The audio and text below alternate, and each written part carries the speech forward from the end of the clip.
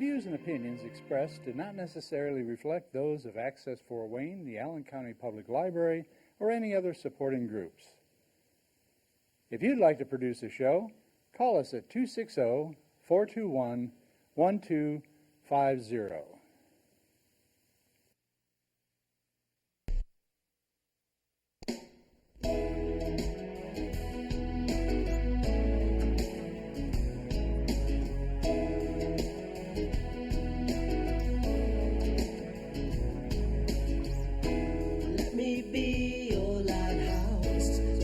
Show you the way.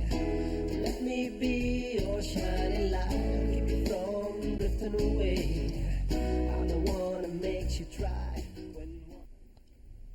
Hello, this is Patty Hunter of Patty's Page. To my right is John Dickmeyer. Hello. Hi, Patty. How are you? I'm doing fine. He's my co-host. And over here is Cheryl Ferverda. Say it right. Ferverda. I did say it right. Yes. Mm-hmm. And what is your title here at Access I'm the Fort manager of communications and development for the whole library system. Oh, wow. Mm-hmm. Oh, wow. So, topping everything up. Everything else, about everything else. Yes. Well, actually, I am the senior manager over Access Fort Wayne, so this is part of my department, as well as the media outside of the library and any kind of communication with the media, whether it's newspapers, television, other libraries around the United States, anything like that. That is our business. And producing the print materials and items for the library system-wide. Do you have anything to do with WELT, the radio? Yes, WELT is part of Access Fort Wayne, and definitely that is part of my grouping. And Audio Reading Service is another radio station that is part of this, and so that's also in the department. Mm-hmm. So where were you born? Where was I born? Yeah, that's I was born in Warsaw, Indiana, 2 counties to the west of here, but I grew up in a little town called Silver Lake, about 12 miles south of Warsaw, and anybody who knows me knows I'm a Silver Lake person still. My brother lives there and lives right on the lake. So that's where I went to school, that's where I grew up, and that's where I had the most amazing, marvelous childhood anybody could have in terms of development and in terms of great experiences. So that's where the whole thing started, and then got into college at Manchester, was there for 2 years, got married, came to Fort Wayne. When? Went to IPFW. IPFW? IPFW, I'm a graduate for a bachelor's degree in education, master's degree in education with a specialty in teaching reading. And I'm a former first grade teacher at Brentwood Elementary School here in Fort Wayne. Good heavens, woman. What haven't you done? Yeah, it's been quite a ride. So, when you first came here, to the library. To the library. Yes. When I first came here to the library, it was not as a paid staff person. It was as a volunteer. Volunteer. I had stayed home after having my first child, and then I had a son, and then 3 years later had a second son. So I decided I'm going to be at home with my children, and I want to hear their first words. I want to see their first steps. So that's what I did. But after a while, I wanted adult conversation, so I decided to volunteer at the library. And I came in for the very first book sale they ever had. Oh, wow. And became the book sale coordinator as a volunteer. So I volunteered for over 6 years. What year was that when you first started here as 81. a volunteer? 81? Mm-hmm. And in the course of volunteering and being that coordinator, I was put on the board of the Friends of the Library, a support group. And in that capacity, I got to learn more about the library, got to learn more about the Friends of the Library. And a spin-off from the Friends was the Allen County Public Library Foundation, so that we could get a National Endowment for the Humanities Challenge Grant and process the money, all of the business that goes along with the challenge grant. And so that's Is it where I hard learned. to make a grant? Pardon me? Did you have to make the grant or The something? grant was already written by the director of the time, Rick Ashton. Oh, yeah. And but he was in the process of leaving the library system, but we had the grant, so somebody had to manage it and handle it. Right. And so the Friends of the Library decided that they would hire a person to be a staff liaison between the Friends and the library staff. And one of the board members leaned over and said, Cheryl, it's kind of what you're doing, but they pay you. Why don't you apply? So I did and got the job. Excuse me. So about 5 months after getting the job, the manager of what was in the public information office left the library system. They're always leaving. What? And Coming in all the time?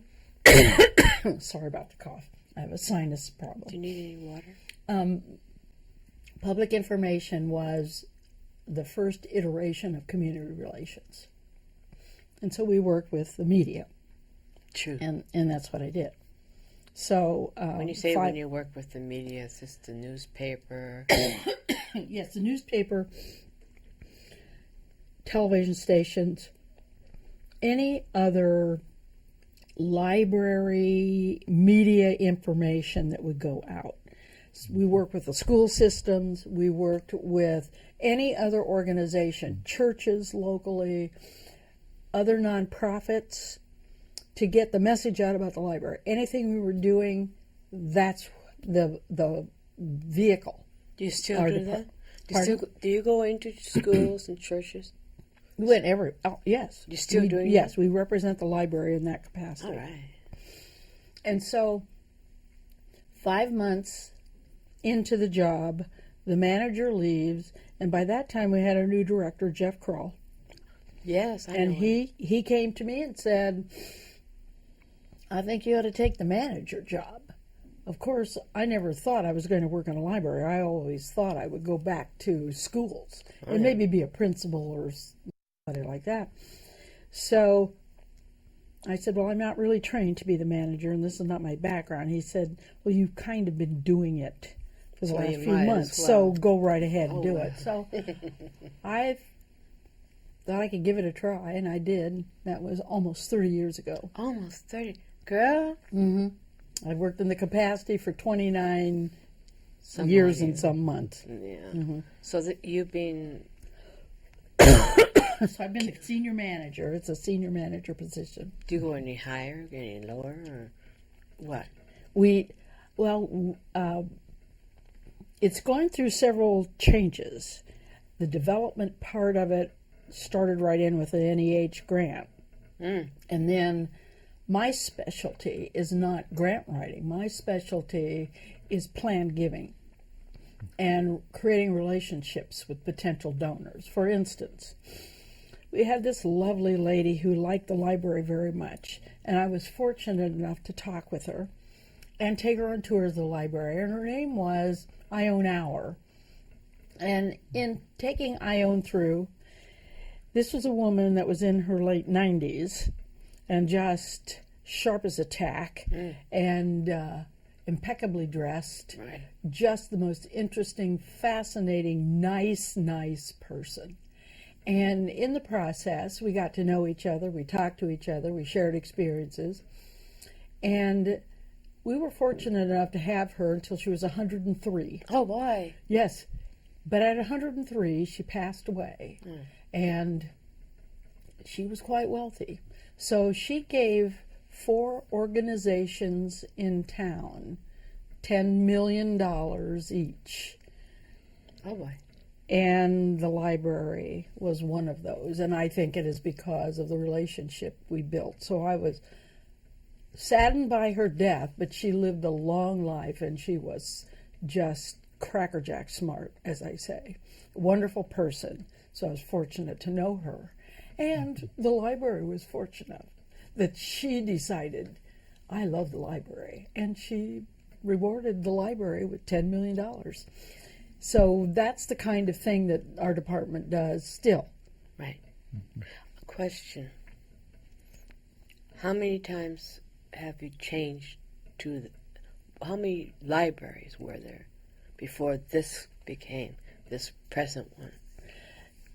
We actually have had since 1895. It's when the library system started. Of course, it wasn't the Allen County Public Library, but it was the beginnings of it.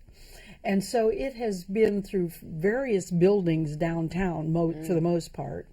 And then there was an Allen County system that was essentially our branch system, of course, in different configurations and different numbers. So over the course of all of these more than 100 years, it's changed to where it's now the main library, 13 branches scattered throughout the county. We also have a data center that is up off of Cook Road, and it houses a warehouse, our technical services group, our IT group, and that sort of our audio reading services out there. Audio reading, I'm interested in that. Yes, so all of that is in that building. So we're far flung throughout the entire county. Spread out, which is good. It's really interesting if you take the tour out into the county. I've taken the tour, the express tour, and it's interesting, all the way from Monroeville up into the Grable area. Woodburn. Oh, Are you yeah. in New Haven? We're in New Haven, yes. We really encompass the entire county. And Allen everywhere we have a branch, we have a different flavor there, a different community feel. We do different programming depending upon what that community likes and needs. We found out 10 years ago, when we finished the expansion and building project for the whole entire system, an $85 million project, we found that people wanted more meeting rooms, wanted more use of the library buildings for the community good. And so we listened to that, and that's what we did. And we still continue with that same ethic now. I think it's interesting that the community connection, and one of the community connections that I'm particularly interested in are the elections, and coming up in the elections. Are we having an election? Yes, we are. Okay. We are, but the interesting thing is that 4 of the library branches are going to be centers in the last week of early elections. And they have been all along. And that's a wonderful, wonderful thing to see people using the library.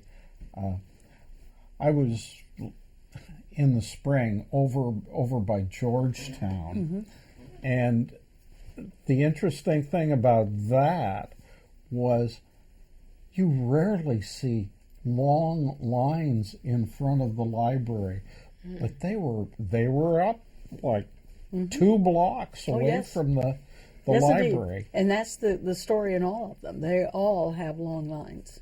And that's cool. That it's the same with programs. I mean, Cheryl, you can talk about programs because the library has super programs. Amazing numbers, and we serve amazing numbers of people with that. Particularly in the summer, we have a summer reading program that keeps the kids who are out of school still at the same reading level. When they take part in the summer reading program and they're reading, it keeps their reading levels up, and they don't have the slide back that they would if they don't read during the summer. So we take part in that. Plus, we have a free lunch program that goes along with that. So many kids not only get the reading levels up there, they get their stomachs full at the same time. So it is win-win for those kids and for our programs. So that's how we build the programs. We look at the community need, and we find things that serve those needs. Because I remember when I was a kid, Mom would, during the summer vacation, holidays, whatever, sit down in the morning every day. You're going to do your math, your English. She was the one that kept us up. Oh, yes. Well, now she would have help from the public library system. Which is good. Because we would do that very same thing. We would do it in the middle, a lot of it in the middle of the day when we pass out the free lunches. Oh, yeah. Because the kids get to eat, they get to have the activities that go along with it. Plus, they have the books and the reading. So it's good for the entire community. The auditorium. We decided when we redid this main library that one thing we really needed was a state-of-the-art theater. And we needed something that would serve about 250 people. And so we created that. In fact, last night we had a marvelous event down there called the McMurtry Lecture with the Friends of Lincoln. And the retired Chief Justice of the Rhode Island Supreme Court, Wow. Frank Williams, was here. He's also a Lincoln expert. And he gave a fantastic presentation about Lincoln in Indiana.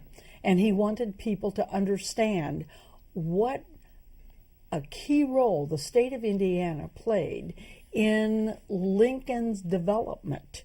He was here during his developmental years. They moved from Kentucky when he was 7, and he stayed here till he was just about 21. So all of that time when the personality, the values, and all of that was being formed in Lincoln, that happened in Indiana. And Frank Williams addressed that. So it's a well-used theater. It has capacity for music presentations, for lectures, for all kinds of puppet shows, magic shows, everything like that. Can anyone use the auditorium?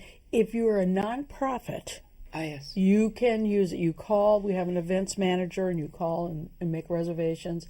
It's very well used, so you better call in advance, way in advance. And she has all the details about whether there's a charge or not, depending upon what your group is, depending upon what you do. Yes. It's a whole set of criteria that she reviews with you and then sets it up. Okay. Well, we've talked about a lot of things.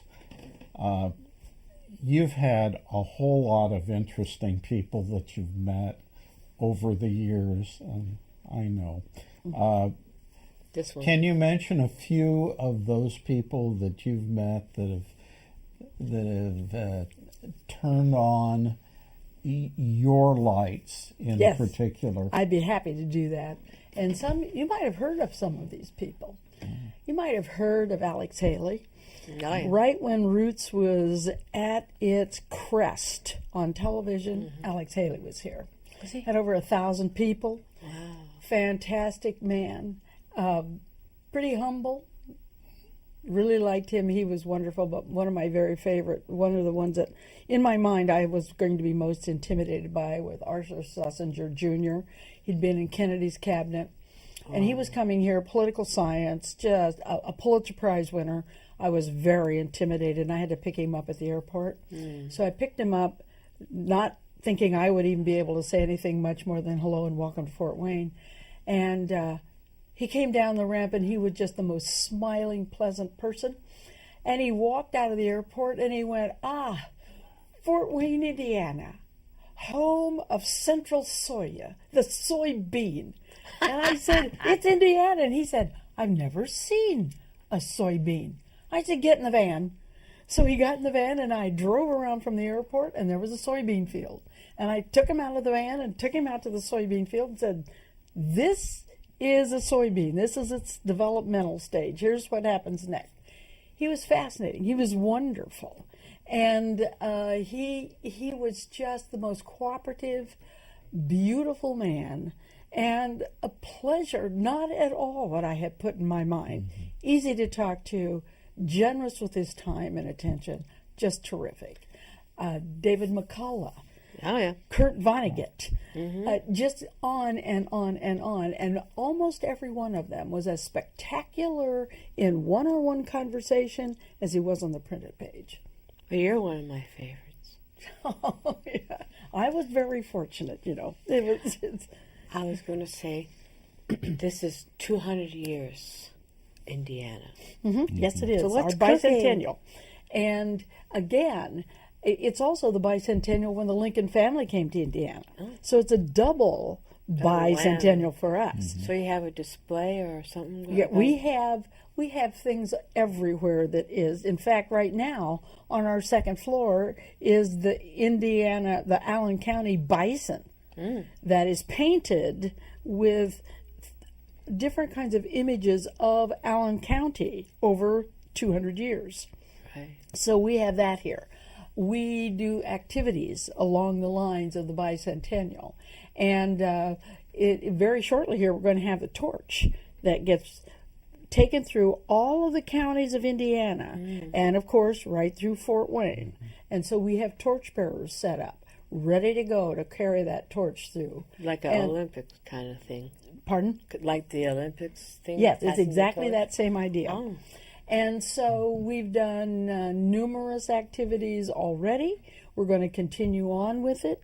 We have a committee here at the library itself. In fact, Kurt Witcher is the person who chairs that for Allen County. Right. And so we've done many activities along those lines because we think it is extremely important. And because we have the Lincoln collection here, it makes it doubly so for our library. We have Lincoln 200 years, we have the state of Indiana 200 years. So great year. Do you work with the Native Americans? Yes, we do work with Native Miamis. Americans, and we are quite active in almost all of the organizations around. Because of the history part, our genealogy department is second to none in a public library anywhere. It's the largest one in a public library anywhere. And so, and it caters to every ethnicity. So it's not just Allen County residents. It's everyone, really. It's everywhere, everyone. And it is a destination point for Fort Wayne because of that. And so all of the groups are represented. Do people from around the world get in touch Yes, with you? people from around the world come here for that department, and they find things. They come here to explore, they come here to discover, and they get to do that. And we just had a remake of that department where we created a discovery center and a family stories center where you can sit down and talk with your family member about fun things you did when you were a kid in Silver Lake, Indiana, or whatever, and have that as a record. Plus, you have a discovery center where you can have groups come in and do group activities, and has a very flexible room that allows for many different kinds of activities. So we're really stepping up our game where that's concerned. Do you have people coming in to recite books that they had, like the authors, to do readings? We have from every kind of genre in literature you can imagine. We have people who come in. And yes, they're here to talk about their book, talk about their work, all of that. So it is an ongoing, almost monthly event in one department or another, one branch or another. Yes, we have representation from all across the board. Well, we're almost over this show. What do you see for our beautiful library's future? I see growth. I see it becoming and staying the community centers that we planned when we decided to expand. I see that enhancement in continuing on, and I see that it's going to be the kind of thing that makes that library in that community that much more important. Keeping with books or digital? Everything. Audio? Every way you can handle the written word will be happening here at a library. Because I don't want it to phase out. We love the libraries. And we're happy about that. Yeah. Taxpayers pay for it, Yes. but they're getting a bargain in that. So we're just hopeful that they use what they pay for, they appreciate it, and they come back. So what can you say to my audience before we go to encourage them to read and follow their dreams? If you've not been to a library in a while, do yourself a big favor and come find one. It doesn't have to be the one in your neighborhood. It can be the main library. It can be a Expand your branch. mind. And talk to people there. Yes. Look at the shelves. Just take a serendipitous look and pull a book off the shelf and try it. I think the biggest change that I have seen in libraries in the last 20 years are that the staff people are much more accessible than we were in the 70s and 80s. Yes. It's a lot more comfortable a setting. And I think that brings in people that you didn't bring in before. I agree. Yes. People are not intimidated by the library. No, it's wonderful. It's a comfort place. I mean, it's like a home away from home. It is. Learning experiences. It's You feel good when you're here. Thank you, Cheryl Ferverda. My pleasure. Thanks for having me here. Thank you. Good And seeing you thank again, John. co-host John Dickmeyer. And I'd like to thank everybody for coming into the studio with us. Thank you so much. See you next week, and God's blessings to everyone. This is Patty Hunter of Patty's Page.